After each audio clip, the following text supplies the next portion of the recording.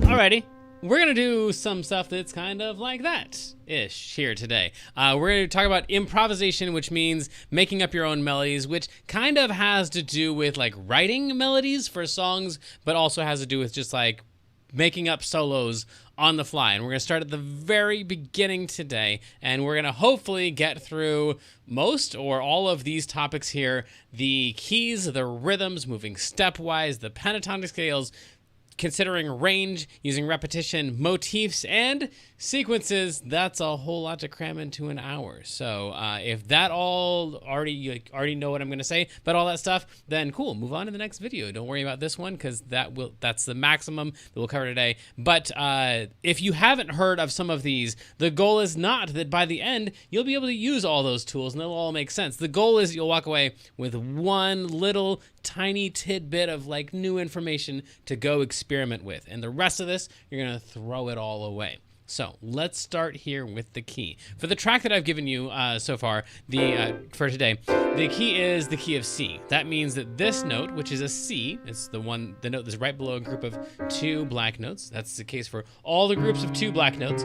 The one right below it is going to be a C. So that's a C, and then that's a C, and then that's a C, and that's a C, and that's a C. Actually, the last note on a full-size piano is also a C, and those are also Cs. So these are all Cs, and the key of C just means that we get to play all the white notes. On piano, that's super, super simple. So those were all the notes I just played, were all in the key of C.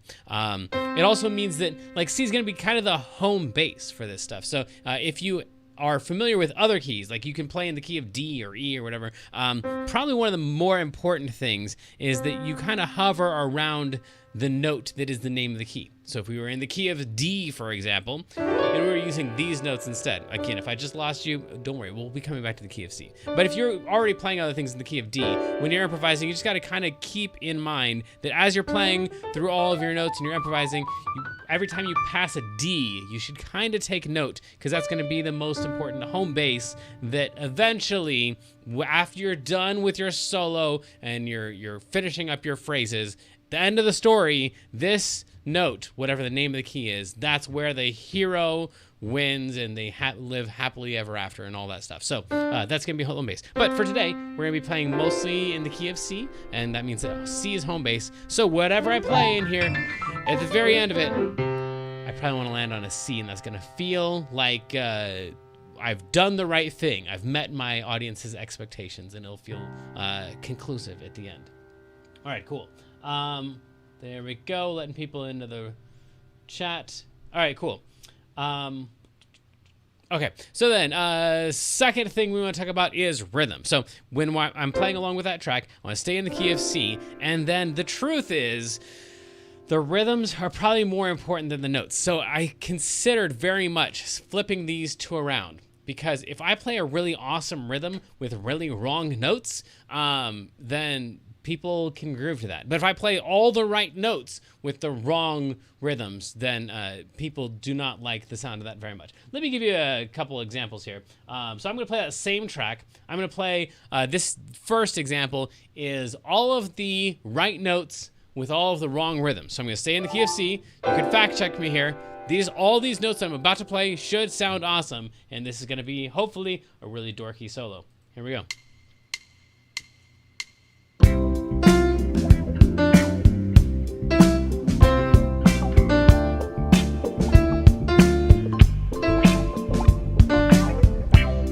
Nobody wants to hear this. In fact, I'm already tired of it. I'm going to stop right there. So that was like no cool rhythms at all, but all correct notes. That was the first 4 notes of the C major scale. So that should have sounded wonderful. Now I'm going to play those same exact notes, but just with a cooler rhythm. In fact, no, I'm going to play wrong notes now, but with a better rhythm. And here we go. Here are all the wrong notes, but a cool rhythm.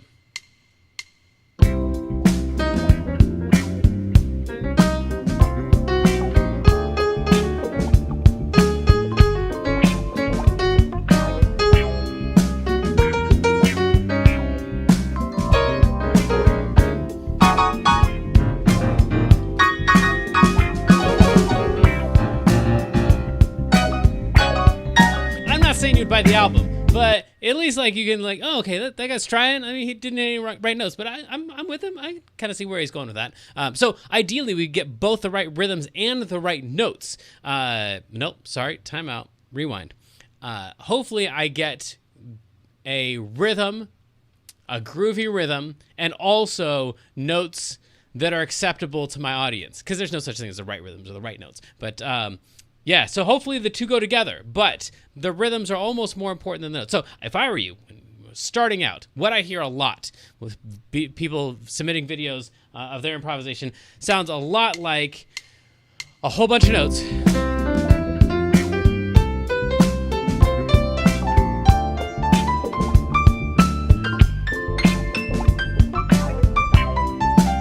Like, technically, this is all right, and I would hear a lot of that.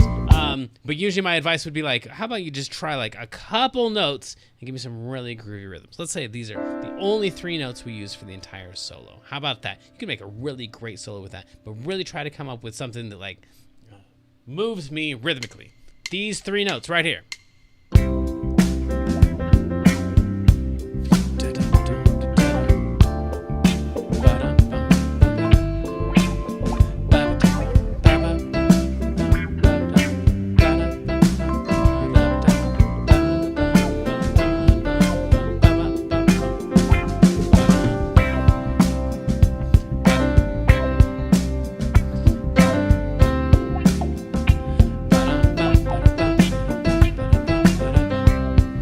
So,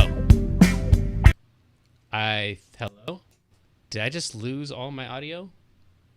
Hello, can you hear me? I cannot hear myself any longer. Let me know in the chat. Can you hear me? It feels like I just lost myself. Okay, people are typing. Apparently you can hear me. All right, could you hear everything that I said? Okay, cool. It's just my own audio that's cutting out. Wonderful. So anyway, the rhythms are going to be like the most important thing. The key, the rhythms. We're going to start there. Maybe that's where you leave the lesson. You're like, okay, cool. I'm just going to take a couple notes and try to come up with a cool sounding solo with some cool rhythms. Here's the next thing that I see a whole lot in videos that are submitted. This is mostly in Clapple Academy, where you can like submit videos and I give you feedback on your playing and stuff like that. And on the improvisation section, there's a lot of jumping around too. So the next thing that's going to make your solo sound really cool is that if you focus on more stepwise movements, the solos are going to sound, I'm going to say, more melodic, more like something that a person would sing. A person might sing ba ba ba ba ba da da ba ba ba da da ba da ba da ba da ba da ba da ba da. Right? And that's almost entirely just moving to the next note over and not really jumping around at all. But what I see a lot in submitted videos is stuff like this.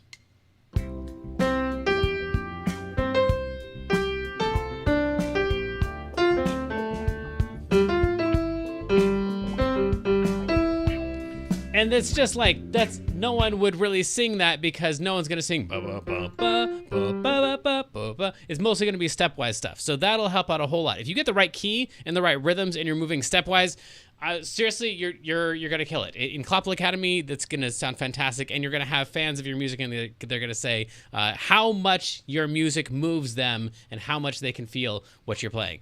Rhythms, moving stepwise, that's a winner right there.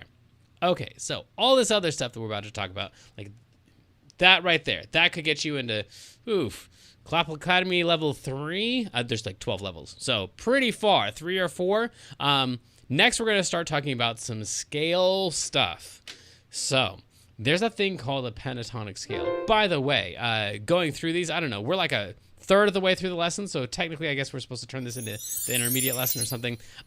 Hopefully you've already found something you can go away and practice on, but in case not, let's go with the pentatonic scale. The pentatonic scale is essentially you take your major key that you're in and you take out the 4 and the 7. 1, 2, 3, 4, 5, 6, 7, and then we're back around to the 1 again. So you take out the 4th note and the 7th note. So there's actually fewer notes than you were playing before, which is really, I wish we could start with the pentatonic scale. If we were on guitar, that'd probably be easier to start with the pentatonic scale. But on the piano, it's easier to play the full scale than it is to play part of the scale. So we kind of have to start with the key and then later on talk about the pentatonic scale. But if you play that same scale and you take out the 4th note and the 7th note, now we have all of the, I want to say the safest notes. All 5 of these notes right here. These will pretty much sound good almost all the way through all of the tracks that you're going to play along with for the major keys. These 2 right here, they're actually my favorite notes of the scale because they're the most colorful, the most dynamic, they stand out the most. But that also means that they conflict the most if you play them at the wrong time or in the wrong context. So taking out the 4th note and the 7th note, we're left with a pentatonic scale. 1, 2, 3, 4, 5 notes out of the scale. 1, 2, 3, 4, 5 notes. You can play those same 5 notes in any octave, and this is what almost all of pop melodies and guitar solos are composed of, is this scale right here, the pentatonic scale. 1, 2, 3, 4, 5 notes, which is made up of the 1st note, 2nd note, 3rd note, 5th note, and 6th note of the major scale. And when I play that along with the track, it sounds a little safer.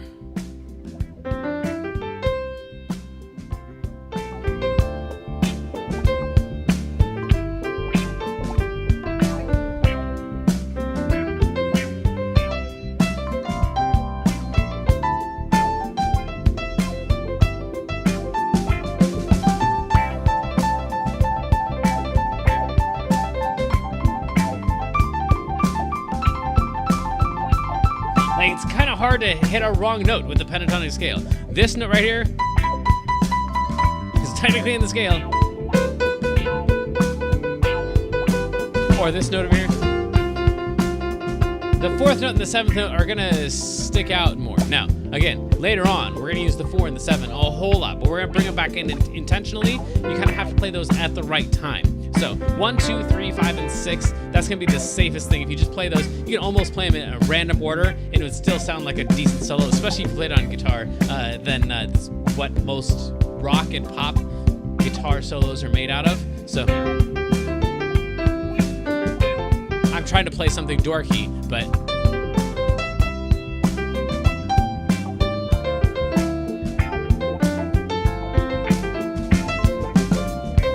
like, I'm not even like, I'm just poking at random notes and not playing stuff that's stepwise, and it still kind of sounds like it fits in there.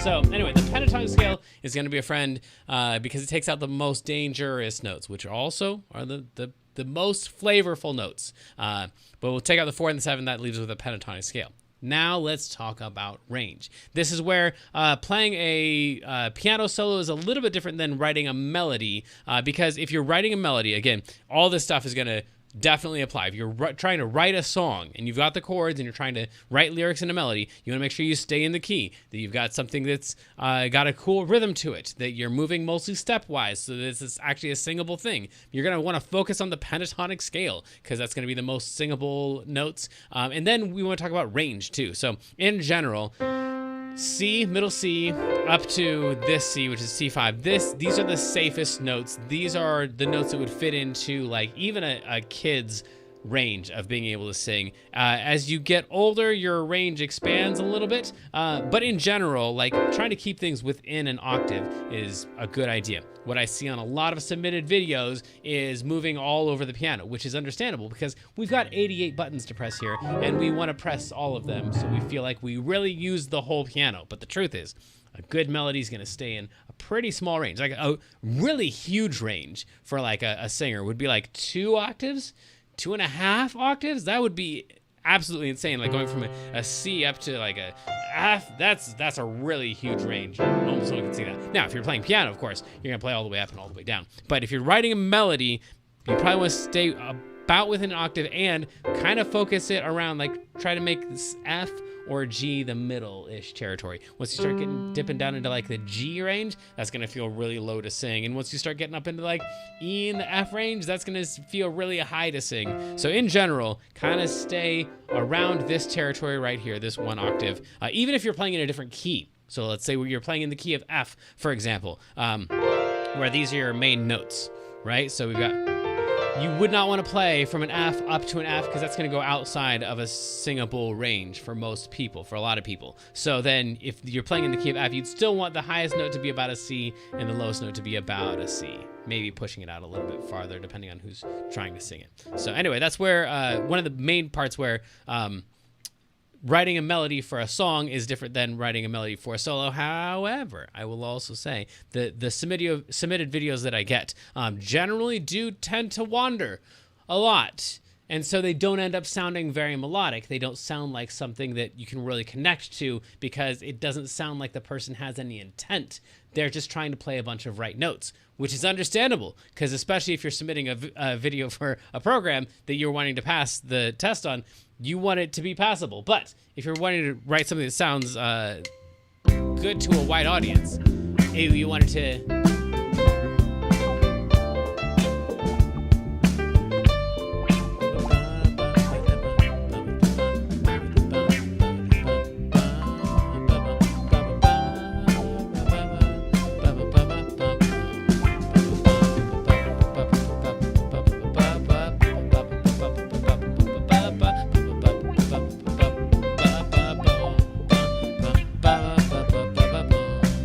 Right, so that was like stuff that I was singing along with. That was just like 1 octave worth of notes. So anyway, keeping it in a smaller range will also help a lot, both in Clapple Academy when you're submitting videos, and also just making a cool sounding solo. Just because you've got 88 buttons doesn't mean that you have to press them all in every single solo. Okay, repetition. This is probably the next thing that's missing most in the solos, and the thing that makes a lot of improvisation sound meandering instead of intentional. And that is, hang on a second, just checking the chat room. Cool. So then I see a lot of stuff that like pentatonic scale, good rhythms. We're staying inside the key. Your what is that? Stepwise motion. That's all great. But then it just like none of the ideas repeat. And in real life, in conversation, in melodies, in stories, you want to kind of have like a repeating idea. So repetition and motifs could go together here. But a repetition is just where you can take, let's say, these 3 notes. Oh, that last thing that I did. Like this one here. So I played...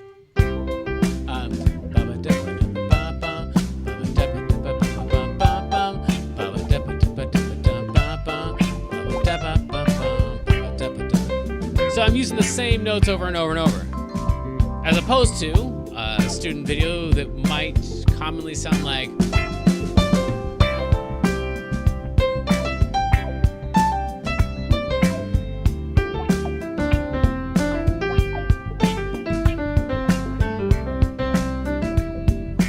I got good rhythms.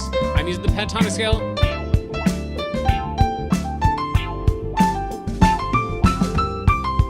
And the range, I don't know, it was like a couple octaves. Maybe the range was a little bit big, but there was no repetition in there. And so it was just kind of hard to follow. Like, oh yeah, that guy played a bunch of right notes, but there was like nothing to connect to. So the repetition tells your audience, hey, here's a thing that you can expect to see in the future. And then when you play it again, they love that. That's meeting their expectations, giving them an expectation and then meeting it. That's mostly what the repetition is about. So then that brings us quite naturally to motifs as well. So a motif is where not only do you have a repetition, but then you slightly change that repetition. So let's say this thing right here. That's my, let's pick a different idea. Let's go with these notes right here, just because I haven't used it yet, and I want to wear out that other idea. So we got 1, 2, 3, 5. So let's say that was going to be my motif. Ba-ba-da-ba-ba-da-bum. Let's go straight up and straight down. I want to use this as my motif. And I'll go slower, so you can all play my motif. So I'll go bum, bum, bum, bum, bum, bum, bum. That's my motif. Play it with me. Bum, bum, bum, bum, bum. Straight up and straight down. Try it again. Dun, dun, dun, bum, bum, bum, bum. Try it again. Bum, bum, bum, bum, bum. One more time. Bum, bum, bum, bum, bum. Now, we want to change this because we want this not only to be a repetition, but turn into a motif. That's an idea that we're going to repeat, but we're going to slightly alter it. So then instead of maybe coming down to this C, maybe next time we'll bump it up. So instead of go ba ba ba ba ba ba bum, on the last note we'll go ba ba ba ba ba ba bum. Let's try that. So the first one and then the second one. On the second one, instead of going down on the last note, we go up. So here we go. Ready? Our alteration, and then the original, and then the alteration,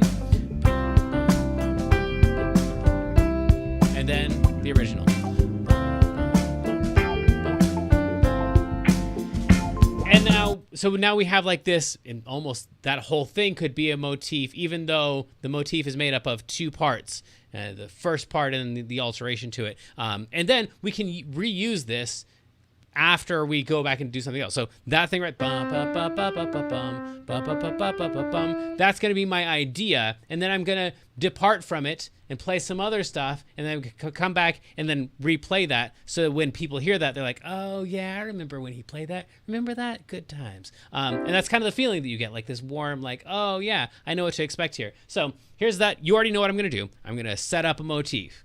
And I'm going to play it a couple times so that my audience gets used to it. I'm going to go and play something else, and then I'm going to come back to it. And when we come back to it, hopefully it will feel like, and this is all made up on the spot, but hopefully it will feel like, oh yeah, I remember that. Here we go.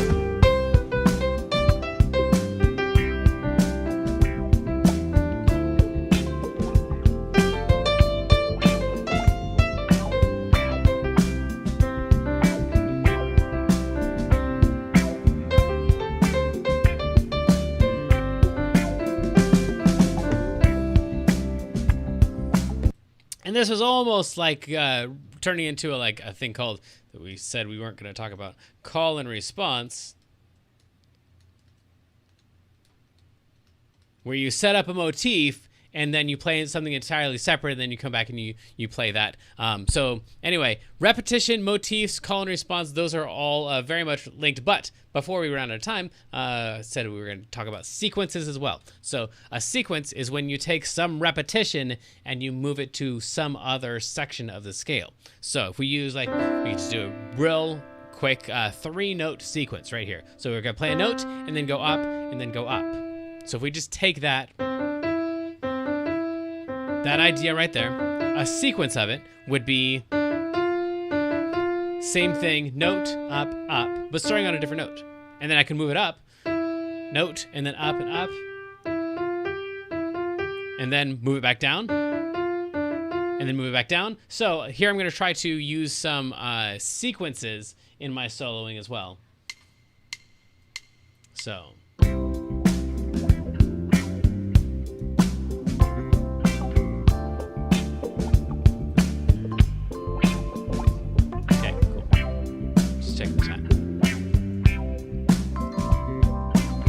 Sequences.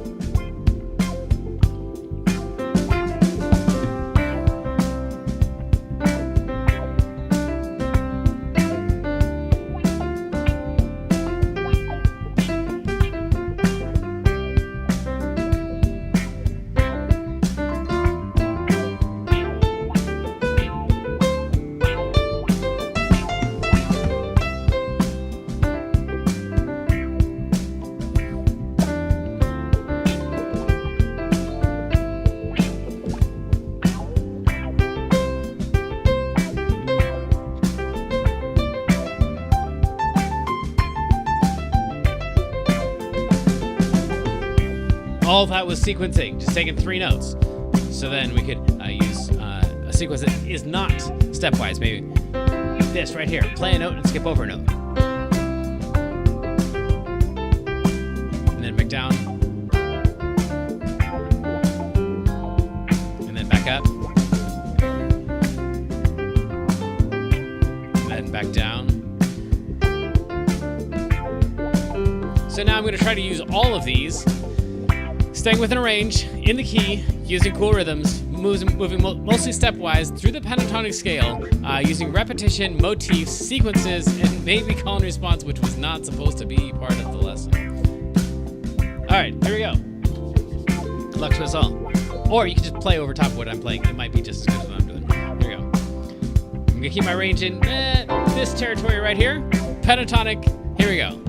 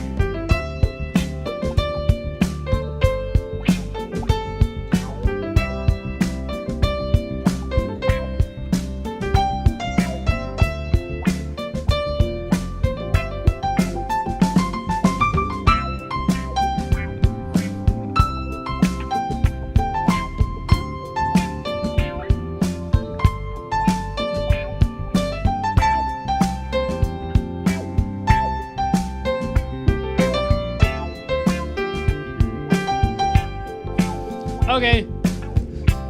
So that felt awkward to me because I was doing a whole lot of thinking instead of just playing what was coming out of my head, out of my ear. I was kind of trying to focus on repetition and motifs and sequences, but that stuff right there would pass a lot of the Clapple Academy stuff, especially, like I said, these top three right here, paying attention to the key, the rhythm, moving stepwise, pentatonic, and then next time we come back to this topic, we'll talk more about different scales that we can use, and then all this stuff right here gets all lumped into a category that's called vocabulary, and then we can talk about idioms and sayings and jokes and things like that that all transfer into musical terms. That's basically like playing... I don't like...